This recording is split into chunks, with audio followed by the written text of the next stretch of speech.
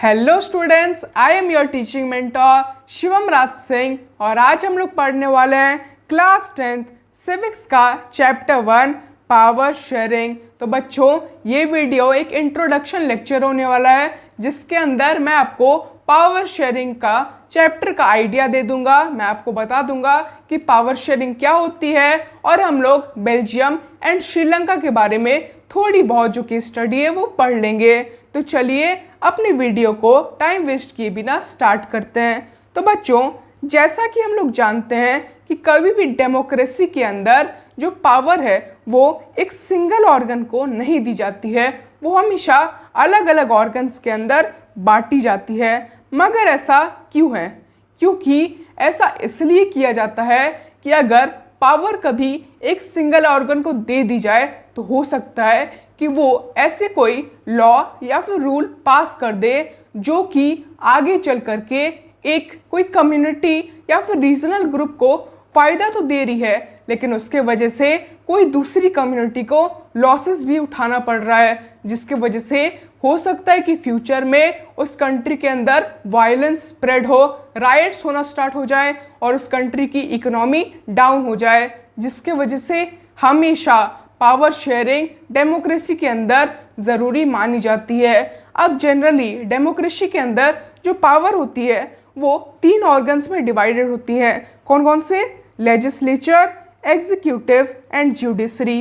अब power sharing क्यों की जाती है, इसके क्या क्या इम्पोर्टेंस हैं, ये हम 2 कंट्री की केस स्टडी से समझने वाले हैं। कौन कौन से है वो कंट्री?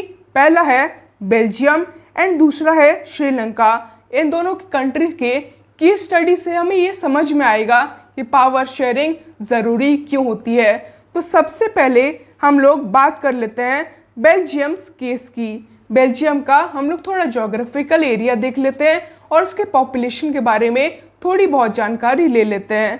तो बात करें बेल्जियम की, तो बेल्जियम एक बहुत ही छोटी कंट्री है यूरोप के अंदर, जिसका लैंड एरिया हरियाणा से भी ज़्यादा कम है और इसकी पॉपुलेशन 1 करोड़ के आसपास है। बात करें इसके बॉर्डर्स की, तो ये कंट्री अपने borders France, Netherlands, Germany and Luxembourg के साथ शेयर करती है और इस कंट्री का जो पॉपुलेशन है वो काफ़ी ज़्यादा कॉम्प्लेक्स एथनिक पॉपुलेशन वाला है। अब बच्चों, आप सोच रहे होंगे कि यहाँ पर एक वर्ड आ रहा है एथनिक, जिसका मतलब क्या होता है?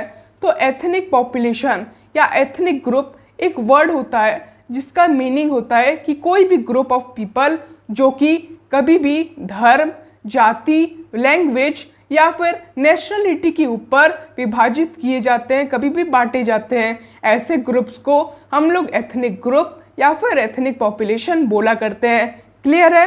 अब बात करें बेल्जियम की, तो बेल्जियम के अंदर जो पॉपुलेशन है वो लैंग्वेज के ऊपर डिवाइडेड थी। बेल्जियम में मेनली 3 लैंग्वेज बोलने वाले व्यक्ति थे। पहला था डच, दूसरा था फ्रेंच एंड तीसरा था जर्मन। तो जो डच स्पीकिंग कम्युनिटी थी वो कहाँ रहती थी? वो फ्लेमिश रीजन में रहती थी और वो 59% थे पूरे कंट्री की पॉपुलेशन का। फ्रेंच स्पीकिंग कम्युनिटी थी 40% पूरे कंट्री का और वो रहती थी वेलोनिया रीजन में। और जो जर्मन स्पीकिंग थी वो 1% थी और वो साइड के एरियाज में रहा करती थी। लेकिन अगर बात करें ब्रुसेल्स की, जो कि बेल्जियम का कैपिटल था, तो जहाँ पर डच स्पीकिंग कम्युनिटी पूरी कंट्री के अंदर सबसे ज़्यादा थी, वहाँ पर ब्रुसेल्स के अंदर जो डच स्पीकिंग कम्युनिटी थी वो 20% थी। और वहीं पर जहाँ फ्रेंच स्पीकिंग कम्युनिटी पूरी कंट्री के अंदर बहुत ही कम थी, वहाँ पर ब्रुसेल्स के अंदर वही फ्रेंच स्पीकिंग कम्युनिटी 80% में थी। इसके बावजूद फ्रेंच स्पीकिंग कम्युनिटी के पास एक और प्लस पॉइंट था कि पॉपुलेशन में कम होने के बावजूद भी वो काफ़ी ज़्यादा पावरफुल थे, उनके पास पॉलिटिकल सपोर्ट काफ़ी ज़्यादा था और काफ़ी ज़्यादा वेल्थ थी, जिसके वजह से डच स्पीकिंग कम्युनिटी को ऐसा लगने लगा था कि हम लोग पॉपुलेशन में ज़्यादा तो हैं लेकिन हमें राइट्स कम मिले हैं, हमारे पास भी इक्वल राइट्स होने चाहिए, हमें भी पॉलिटिकल राइट्स मिलने चाहिए और हमें भी वेल्थ मिलना चाहिए, हमें भी इक्वलिटी मिलनी चाहिए। जिसके वजह से ब्रुसेल्स के अंदर, बेल्जियम के अंदर टेंशन जो है इन दोनों कम्युनिटी के बीच बेल्जियम ने इसके ऊपर कैसे रिएक्ट बढ़ने लगी थी वो हम लोग आगे जानेंगे। लेकिन उससे पहले हम लोग बात कर लेते हैं श्रीलंका केस की। तो श्रीलंका जो है एक आइलैंड नेशन है, कहाँ पर साउथर्न कोस्ट ऑफ तमिलनाडु के अंदर। ये जो है इसकी पॉपुलेशन 2 करोड़ के आसपास है और इसकी काफ़ी ज़्यादा डाइवर्स पॉपुलेशन है, यानी कि इसकी पॉपुलेशन काफ़ी ज़्यादा बटी हुई है। अब बात कर लेते हैं इसके एथनिक कंपोजिशन की। तो यहाँ पर 2 मेनली कंपोजिशंस के लोग रहते हैं। पहला है तमिल स्पीकर्स एंड दूसरा है सिन्हाला स्पीकर। ये भी लैंग्वेज के ऊपर बांटी गई है। तो जो तमिल स्पीकर है वो पूरी कंट्री की में सिर्फ 80% है और जो सिन्हाला स्पीकर है वो 74% है। अब तमिल स्पीकर में भी 2 अलग अलग ग्रुप्स हैं। पहला है नेटिव तमिल, जो कि पहला से ही वहाँ पर रहा करती थी, पहले से ही श्रीलंका में रहा करती थी।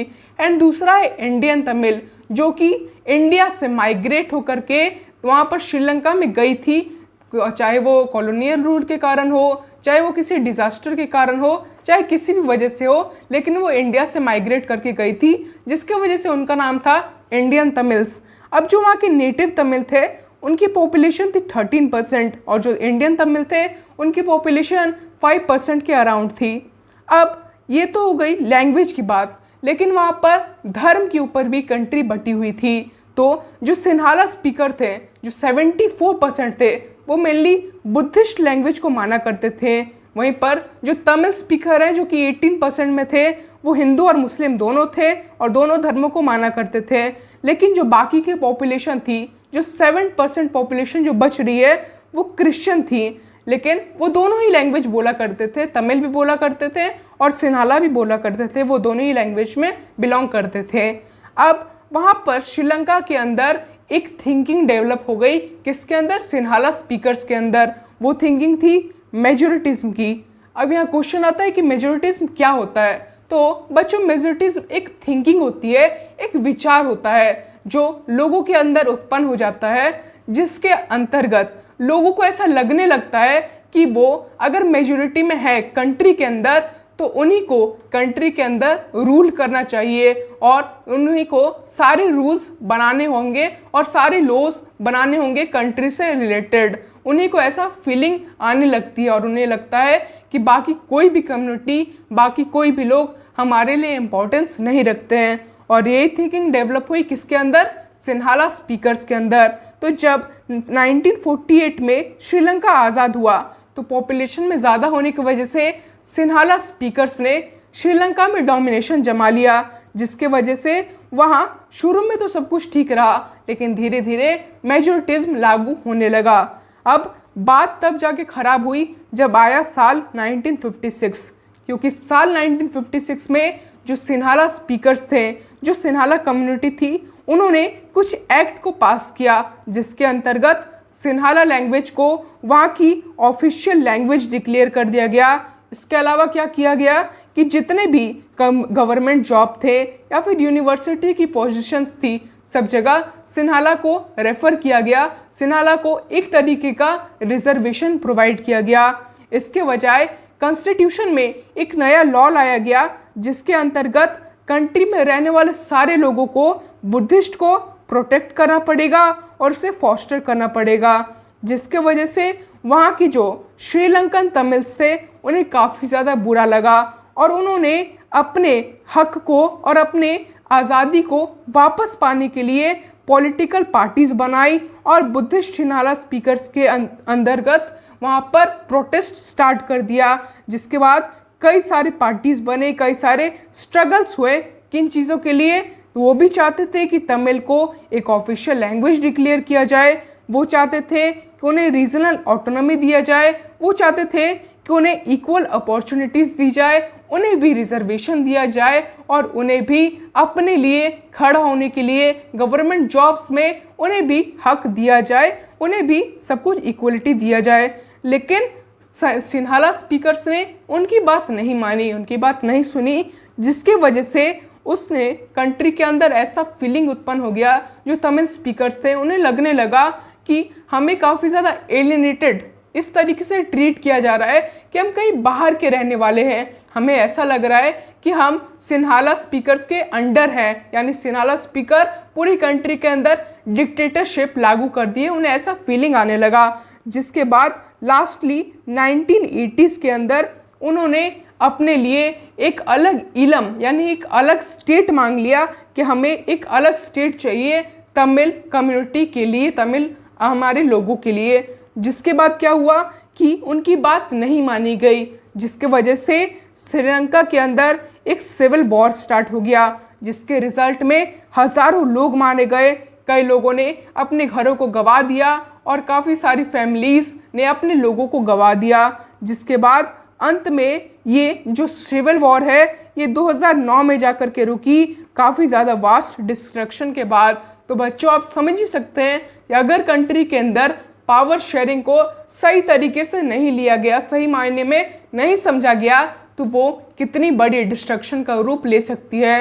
लेकिन ये तो बात हुई श्रीलंका की।